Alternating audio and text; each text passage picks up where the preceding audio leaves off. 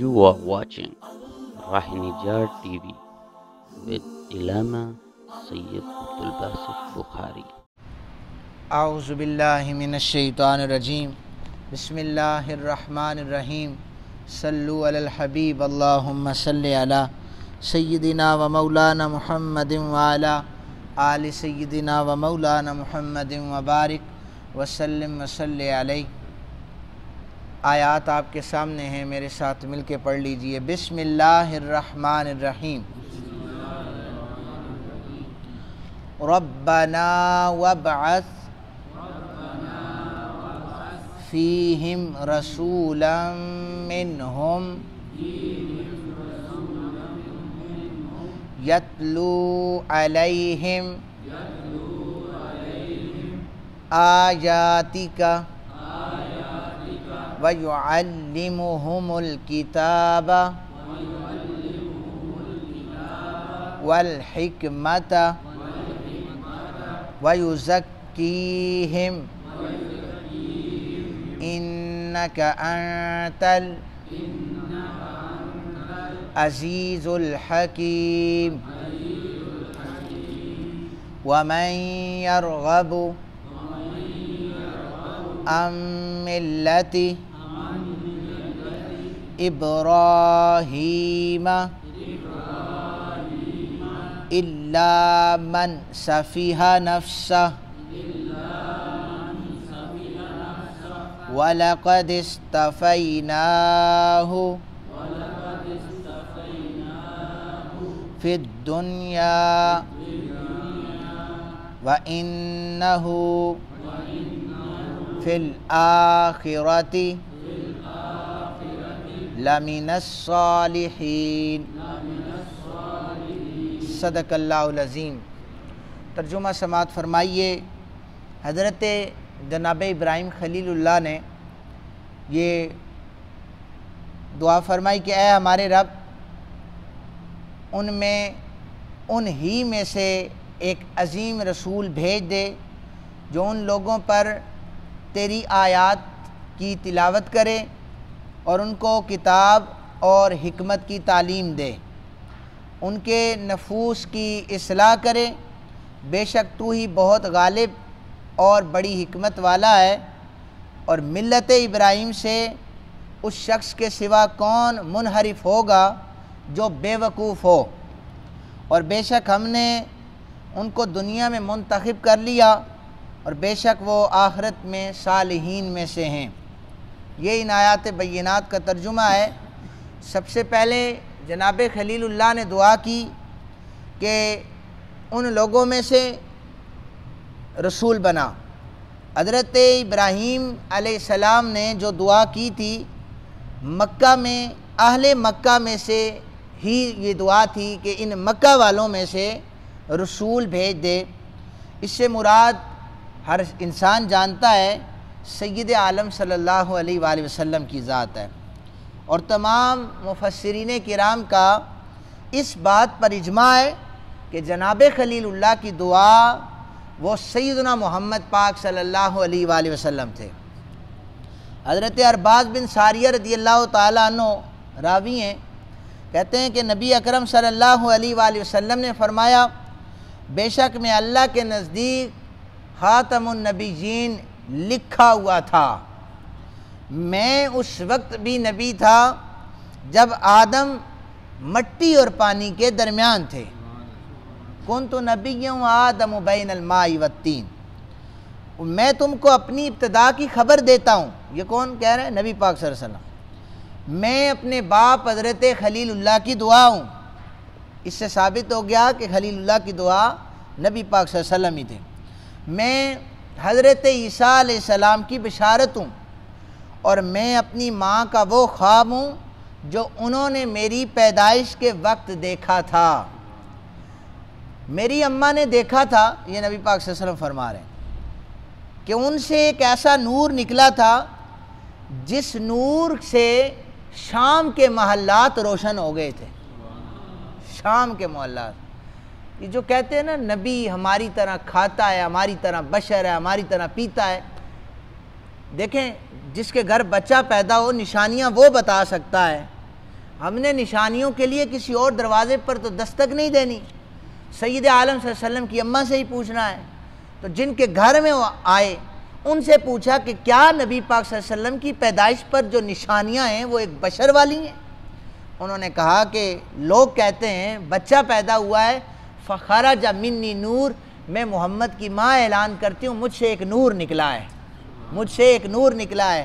اور اس بات کو سید عالم صلی اللہ علیہ وسلم نے خود بیان کر کے اس پر مہر لگا دی کہ میں وہ نور ہوں جو اپنی ماں کے بطن سے نکلا، اور اس نور کی روشنی سے، اس کی شعاؤں سے میری اماں کہتی ہیں ہم نے شام کے محلات کو دیکھا ہے۔ وہ بڑے اونچے محلات ہوتے تھے، اس نور کی چمک سے دیکھ لیے۔ تو نبی پاک صلی اللہ علیہ وسلم کی والدہ نے یہ بیان فرمایا، اور اس وقت میرے سامنے 8 محدثین کی صحیح سند کے ساتھ روایات موجود ہیں، انہوں نے اس حدیث پاک کو صحیح کہا ہے، یہ جو میں نے نور والی بیان کی ہے۔ حضرت ابراہیم علیہ السلام نے یہ دعا کی اہل مکہ کے لیے، اور اللہ تعالیٰ نے مکہ میں ایک ہی نبی کو مبعوث کیا ہے، وہ ہمارے اور آپ کے آقا صلی اللہ علیہ وآلہ وسلم ہے۔ ایک عظیم رسول مبعوث فرمائی، یہ دعا تھی۔ ایک بات تو یہ بتائی گئی کہ یہ رسول انسانوں کی جنس سے ہوگا، فرشتوں یا جنات کی جنس سے نہیں ہوگا، کیونکہ اگر وہ رسول، یہ ایک اعتراض کا جواب دیا جا رہا ہے، رسول فرشتہ یا جن ہوتا تو انسان تو اس کو دیکھ نہیں سکتے تھے، اس کا کلام بھی نہیں سن سکتے تھے، اور اس کی سیرت انسانوں کے لیے نمونہ اور حجت بھی نہ ہوتی۔ اور دوسری بات یہ ہے، جناب خلیل اللہ نے یہ دعا کی کہ مکہ والوں میں سے ہو، اس میں حکمت کیا ہے؟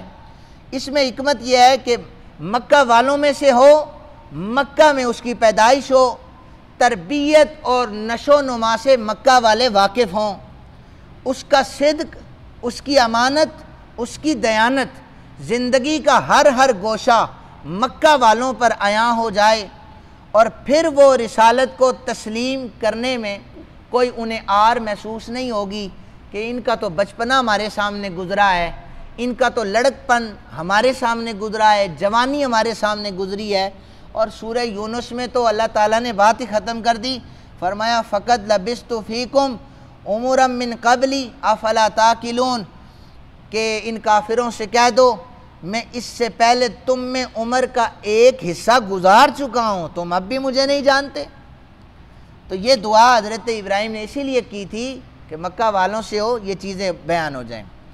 اب ذرا ایک اور چیز سنیے آپ، حضرت خلیل اللہ نے ایک دفعہ دعا کی تھی، قرآن نے اس کو بیان کر دیا ہے، میں نے آپ کے سامنے آیت پڑھی ہے۔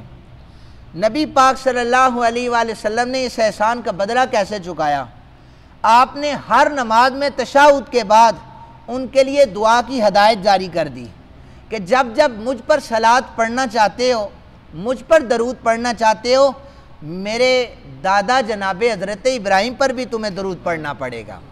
انہوں نے ایک دفعہ میرے لیے دعا کی تھی، میرے امتیوں جب بھی تشہد میں بیٹھو میرے دادا کے لیے ضرور دعا کرنا۔ اس کے بعد یہاں پر ذکر کیا گیا کہ کتاب کا علم اور ساتھ حکمت، قرآن حکیم میں جب جب کبھی علم کی بات کی گئی تو وہاں پر حکمت کی بات کی گئی۔ کہ جن لوگوں کو اپنی علم پر بڑا ناز ہوتا ہے، ان کے پاس حکمت نہیں ہوتی، وہ معاشرے میں تباہی کا باعث بنتے ہیں۔ ہمارے اکثر ممبر و محراب پر ایسے لوگوں کا ڈیرا جمع ہوا ہے کہ وہ ممبر پر بیٹھ جاتے ہیں، علم سے ہم انکار نہیں کرتے ہیں، علم ان کے پاس بہت ہوتا ہے، لیکن ان کے پاس حکمت نہیں ہوتی، وہ جذبات میں ایسے ایسے الفاظ اور ایسی ایسی چیزیں کہہ جاتے ہیں کہ جس کی وجہ سے معاشرے میں ایک فتنہ بپا ہو جاتا ہے اور معاشرہ تباہی کے دانے پر جا کر کھڑا ہو جاتا ہے۔ لیکن جب علم کی تو کمی ہو لیکن اس کے ساتھ حکمت جڑی ہوئی ہو، اللہ تعالیٰ اسے معاشرے کے لیے باعث برکت بنا دیتا ہے، وہ لوگوں کو جوڑنے کی بات کرتا ہے، وہ توڑنے کی بات کبھی نہیں کرتا۔ دیکھیں حکمت ہمیں یہ سکھاتی ہے کبھی کبھی حق بات وہاں پر نہ کہی جائے جہاں پر اس سے فتنہ پھیلتا ہو۔ حق کڑوا ہوتا ہے، آپ کریں گے، یعنی عام لفظوں میں ہمارے معاشرے میں یہ کہہ دیا جاتا ہے نا، جی ہماری تو عادت ہے، ہم تو منہ پر ڈائریکٹ بات کہہ دیتے ہیں، اور یہ کوئی بڑا پن نہیں ہے، یہ کوئی بہادری نہیں ہے کہ میں منہ پر بات کرنے کا عادی ہوں، نہیں، کبھی کبھی حق بات وہاں پر نہیں کی جا سکتی جہاں پر کسی کی عزت نفس مجروح ہو رہی ہو، منع کیا گیا ہے، اور یہ حکمت سے آتا ہے۔ بندے کے پاس علم و حکمت نہ ہو وہ کوڑا ہوتا ہے، اس لیے قرآن نے جب جب کبھی تعلیم کا ذکر کیا اس کے ساتھ حکمت کا ذکر کیا، یہ دونوں لازم و ملزوم ہیں۔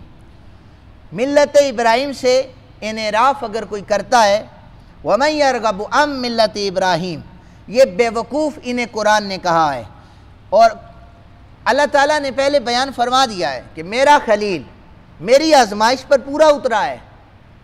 حضرت اسماعیل کو ذبح کرنا تھا تو پورا اترے ہیں، اللہ کی آزمائش پر پورا اترے ہیں۔